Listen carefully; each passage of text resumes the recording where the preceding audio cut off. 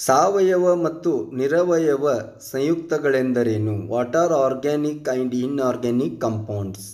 ನಿತ್ಯ ಜೀವನದಲ್ಲಿ ಅವುಗಳ ಮಹತ್ವವೇನು ಎಂಬುದರತ್ತ ಒಂದು ನೋಟ. ಪ್ರಸ್ತುತಿ ನಾನು ಶ್ರೀರಾಜು ಭೂಶೆಟ್ಟಿ. 1801ರಲ್ಲಿ ಸ್ವೀಡನ್ನಿನ ರಸಾಯನಶಾಸ್ತ್ರಜ್ಞರಾದ ಜೆ ಬರ್ಜೀಲಿಯಸ್ ಎಲ್ಲ ರಾಸಾಯನಿಕ ವಸ್ತುಗಳನ್ನು 2 ಗುಂಪಿನಲ್ಲಿ ವರ್ಗೀಕರಿಸ್ತಾರೆ.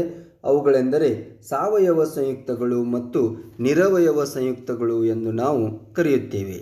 ಇಲ್ಲಿ ಕಾಣಬಹುದು ಜೆ ಬರ್ಜೀಲಿಯಸ್ ಅವರ ಒಂದು ಭಾವಚಿತ್ರ. ಇವರೇ ಎಲ್ಲ ರಾಸಾಯನಿಕ ವಸ್ತುಗಳನ್ನು ಸಾವಯವ ಮತ್ತು ನಿರವಯವ ಎಂದು 2 ಗುಂಪುಗಳಲ್ಲಿ ವರ್ಗೀಕರಿಸಿದಂಥ ಒಬ್ಬ ವಿಜ್ಞಾನಿ. ಸೊ ಅವರ ಭಾವಚಿತ್ರವನ್ನು ನಾವಿಲ್ಲಿ ನೋಡಿದ್ವಿ.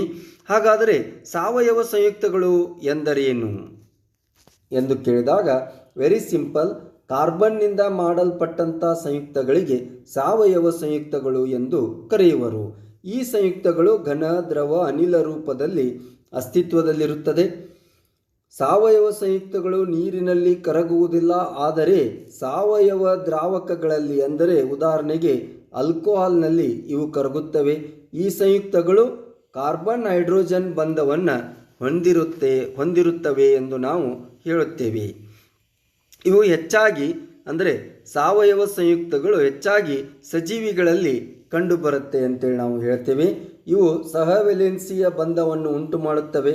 ಇವುಗಳಿಗೆ ಉದಾಹರಣೆಗಳೆಂದರೆ, ಸಾವಯವ ಸಂಯುಕ್ತಗಳಿಗೆ ಉದಾಹರಣೆಗಳೆಂದರೆ ಕೊಬ್ಬುಗಳು, ನ್ಯೂಕ್ಲಿಯಿಕ್ ಆಮ್ಲ, ಸಕ್ಕರೆ, ಕಿಣ್ವಗಳು, ಪ್ರೋಟೀನ್, ಹೈಡ್ರೋಕಾರ್ಬನ್ ಇಂಧನಗಳು ಮುಂತಾದವು ಎಂದು ನಾವು ಹೇಳುತ್ತೇವೆ.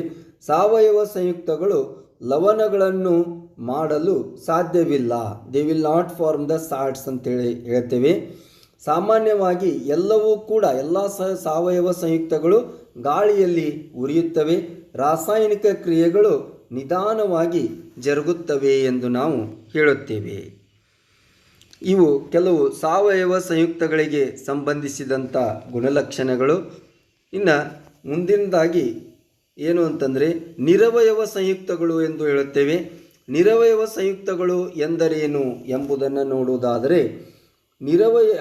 ಯಾವ ಸಂಯುಕ್ತಗಳು ಕಾರ್ಬನ್ ಹೈಡ್ರೋಜನ್ ಬಂಧವನ್ನು ಹೊಂದಿರುವುದಿಲ್ಲವೋ ಅಥವಾ ಕಾರ್ಬನ್ ಹೊರತುಪಡಿಸಿದ ಸಂಯುಕ್ತಗಳನ್ನು ನಾವು ನಿರವಯವ ಸಂಯುಕ್ತಗಳು ಎಂದು ಕರೆಯುತ್ತೇವೆ.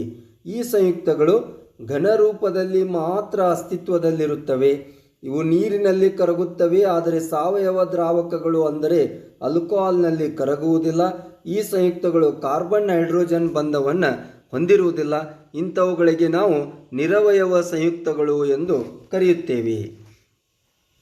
ಇನ್ನುಳಿದ ಕೆಲವು ಗುಣಲಕ್ಷಣಗಳನ್ನು ನೋಡುವುದಾದರೆ, ನಿರವಯವ ಸಂಯುಕ್ತಗಳು ನಿರ್ಜೀವ ವಸ್ತುಗಳಲ್ಲಿ ಕಂಡುಬರುತ್ತವೆ ಎಂದು ನಾವು ಹೇಳುತ್ತೇವೆ.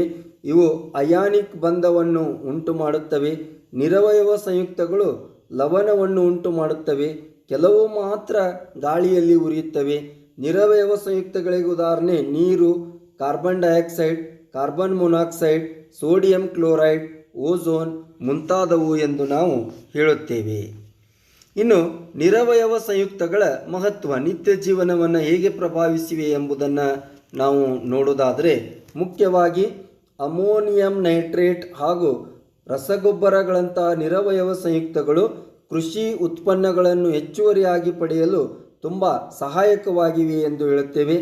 ಬ್ಯಾಟರಿಗಳು, ಇಂಧನ ಕೋಶಗಳು, ದ್ಯುತಿವಿದ್ಯುಜ್ಜನಕ ಕೋಶಗಳಲ್ಲಿ ಇವುಗಳನ್ನು ಬಳಸಲಾಗುತ್ತದೆ. ಉದಾಹರಣೆಗೆ ಸಲ್ಫ್ಯೂರಿಕ್ ಆಮ್ಲವು ಬ್ಯಾಟರಿಗಳ ಉತ್ಪಾದನೆಯಲ್ಲಿ ತುಂಬ ನಿರ್ಣಾಯಕ ಪಾತ್ರವನ್ನು ವಹಿಸುತ್ತೆ ಎಂದು ನಾವು ಹೇಳುತ್ತೇವೆ. ಸೊ ಇದಷ್ಟು ಏನು ಅಂತಂದರೆ ನಿರವಯವ ಸಂಯುಕ್ತಗಳ ಮಹತ್ವ. ಧನ್ಯವಾದಗಳು.